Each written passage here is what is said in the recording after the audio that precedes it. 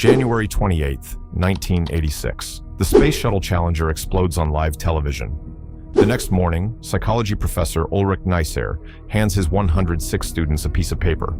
He asks them to write down exactly where they were, who they were with, and what they were doing the exact moment they heard the news. He collects the papers and waits. 2.5 years later, Neisser asks those exact same students the exact same question. The results are terrifying. Over 25% of the students write completely different stories. Over 70% have significant details wrong. Their memories have shifted and rewritten themselves. But the crazy part isn't that they forgot. It's that they were unshakably confident in their fake memories. When Neisser handed them back their original handwritten notes from the day after the explosion, one student stared at the physical proof and said, "That is my handwriting, but that is not what happened." He was 100% confident and 100% wrong. He chose to believe a hallucination over his own physical ink. You do this too. You hold grudges and make massive life decisions based on memories that are entirely fabricated.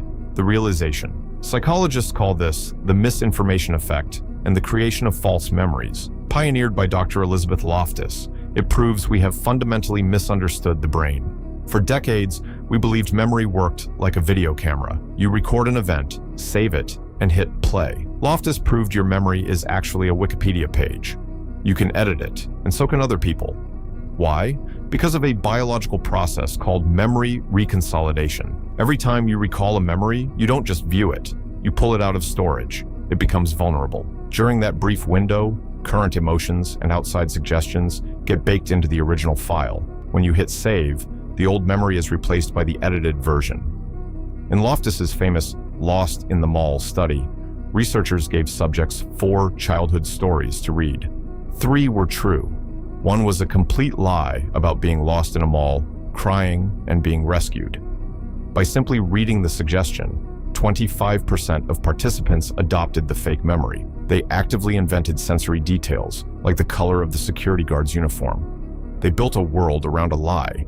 If you look at the graph of false memories over time, the accuracy line plummets to 0, but the confidence line stays perfectly flat at 100%. Your brain is lying to you with absolute certainty. How it plays out in your life. This biological glitch is sabotaging your daily life. Here are 4 concrete ways. 1. Career scenario. You have a performance review. You walk out remembering your boss promising a guaranteed promotion if you hit a target. 6 months later, you hit it, but the promotion doesn't happen. You feel gaslit. The reality? They actually said, if you hit this target, we can discuss your growth path. Your brain, fueled by ambition, edited the file and hit save. You end up ready to quit over a promise that was never made. 2. Relationship scenario. You get into a vicious argument. You distinctly remember your partner insulting you first. They remember you slamming a door. The reality? Your brain edited the memory to make you the rational victim, and them the irrational villain because it protects your ego. Their brain did the exact same thing in reverse. 3. Money scenario. You watch Bitcoin skyrocket and vividly remember thinking 3 years ago, I should put my savings into this. You tell friends you knew it all along. The truth? You looked at a chart for 5 seconds and moved on. 4. Self-improvement scenario. You remember your past as completely traumatic. You tell yourself, I can't succeed because I was always a failure. Your brain systematically deleted all the times you won or were loved just to make your past fit your current depressed mood. Why it's dangerous. Operating without understanding this bias destroys your life in 3 specific ways. Barrier to growth. If your brain automatically edits your past mistakes to make you look like the victim or the hero, you can never learn. You cannot fix a flaw your memory refuses to acknowledge. Creates massive interpersonal conflict. When you believe your memory is a flawless video camera, you view anyone who disagrees with you as a manipulator. You cut off good people because you are convinced they are deceiving you. Makes you vulnerable to manipulation. Marketers, toxic bosses, and politicians know memory is malleable.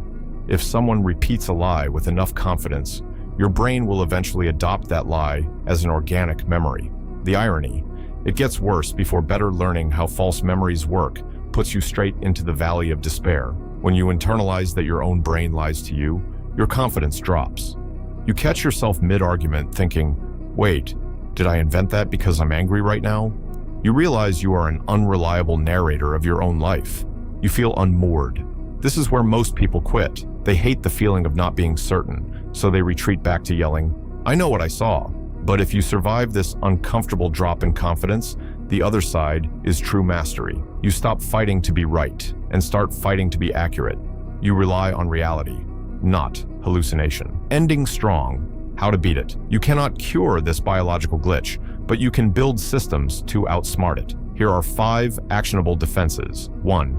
Seek external documentation. Stop trusting your brain to hold important data. Send an email summarizing a meeting. Write down breakthroughs. Ink is permanent. Memory is liquid. 2.